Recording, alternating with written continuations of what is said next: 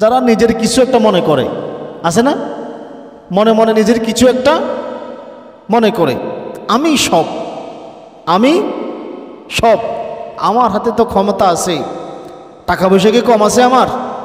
কথাই বলা যায় না। একটু জ্ঞান অর্জন করতে শিক্ষা দীক্ষা আছে, তার সাথে কথাই বলা যায় না।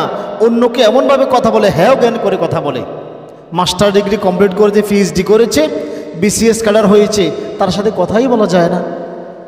এমন পাওয়ার, এমন অহংকার তার মনে, আপনি তার সাথে কথা বলতে যান, সে আপনাকে পিপিলিকা মনে করবে, ক্ষুদ্র মনে করবে, সে নিজেকে একটা কিছু মনে করে, অনেক টাকা পয়সার মালিক হয়েছে, মানুষকে কিছুই মনে করে না। অথচ আল্লাহ তাআলা তাদেরকে চ্যালেঞ্জ দিয়ে দিচ্ছেন, ও বেটা, ওই মানুষ, তুমি যে মনে করো তুমি অনেক কিছু, তুমি একটা কিছু নিজেকে মনে করো, তাহলে তোমাকে বলি, তুমি জমিনটাকে বিদীর্ণ করো, জমিনকে ধ্বংস করে দেখাও, তুমি জমিনকে ধ্বংস করে দেখাও, তুমি উচ্চতায় পাহাড়ের সমতুল্য হয়ে দেখাও, দেখি তোমার পাওয়ার কতটুকু। অহংকার মানুষের মনুষ্যত্বকে ভুলিয়ে দেয়। সে যে মানুষ, মানুষের অন্তরে যখন অহংকার প্রবেশ করে, সে আর মানুষ থাকে না, সে পশুতে পরিণত হয়। কিসে পরিণত হয়? কথা বলে না, কিসে পরিণত হয়? পশুতে পরিণত হয়। মানুষের অন্তরে যখন অহংকার প্রবেশ করে, তখন মানুষ আর মানুষ থাকে না, সে পশুতে পরিণত হয়ে যায়। এই জন্য অহংকারের স্থান জাহান্নাম। অহংকারের স্থান কোথায়? জাহান্নাম। হযরতে আব্দুল্লাহ ইবনে মাসউদ রাদিয়াল্লাহু তাআলা আনহু বলেন, ক্বালা রাসূলুল্লাহ সাল্লাল্লাহু আলাইহি ওয়াসাল্লাম, আল্লাহর নবী সাল্লাল্লাহু আলাইহি ওয়াসাল্লাম বলেন, লা ইয়াদখুলুল জান্নাতা মান কানা ফি কলবিহি মিসকালা হাববাতিন মিন খরদালিন মিন কিবরিন। যেই ব্যক্তির অন্তরে সরিষা দানা পরিমাণ, বিন্দু পরিমাণ অহংকার থাকবে, আত্মগম্ভীরতা থাকবে, কিবর থাকবে, সেই ব্যক্তিকে আল্লাহ তাআলা জান্নাতে প্রবেশ করাবে না। এটা কার ঘোষণা?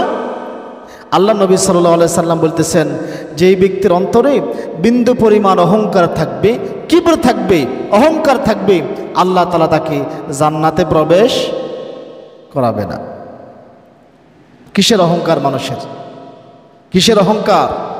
অতঃপর আল্লাহ নবী আবার বলেন, ওয়ালা ইয়াদখুলুন নার মান কানা ফি কলবিহি মিসকালু হাববাতিন মিন খরদালিন মিন ঈমান। যেই ব্যক্তির অন্তরে সরিষা দানা পরিমাণ ঈমান থাকবে, আল্লাহ তাকেও জাহান্নামে প্রবেশ করাবে না। আল্লাহু আকবার। ওই ব্যক্তিকেও জাহান্নামে দিবে না যার অন্তরে বিন্দু পরিমাণ ঈমান আছে। এই ঈমানের গুণের কারণে আল্লাহ তাকে, ঈমান মানে কি? ঈমান মানে আল্লাহর কাছে আত্মসমর্পণ করা। আমি বিশ্বাস করে নিয়েছি সব ক্ষমতা, সব পাওয়ার আল্লাহর হাতে। কার হাতে? সার্বভৌমত্ব, রাজত্ব, অহংকার, আত্মগম্ভীরতা সব কার হাতে? আল্লাহর হাতে। আমি এটা বিশ্বাস করে নিয়েছি, তিনি আমাকে দুনিয়াতে প্রেরণ করেছেন, আবার যে কোনো সময় তার কাছে নিয়ে নেবেন। আমি এই বিশ্বাস করেছি, আমি বিশ্বাস করি আমি ক্ষুদ্র মানুষ, আল্লাহ তাআলার একটা সৃষ্টি মাত্র, একটা হুকুম মাত্র। আল্লাহ বলছে কুন হও, আমি আবার আল্লাহ যখন বলছে কুন, আমি হয়েছি। আল্লাহর আবার যখন ইচ্ছা হবে আমাকে নিয়ে নেবে। সর্বময় ক্ষমতা আল্লাহর হাতে। এই জন্য আমি যেহেতু বিশ্বাস করেছি আল্লাহ এক অদ্বিতীয়, তাহলে যার ভিতরে সরিষা দানা পরিমাণ ঈমান আছে, আল্লাহ তাকে জাহান্নামে প্রবেশ করাবে না। আর যার অন্তরে সরিষা দানা পরিমাণ অহংকার আছে, আত্মগম্ভীরতা আছে, মানুষকে হেয় করার চিন্তা চেতনা আছে, আল্লাহ তাআলা তাকে জান্নাতে প্রবেশ করাবে না।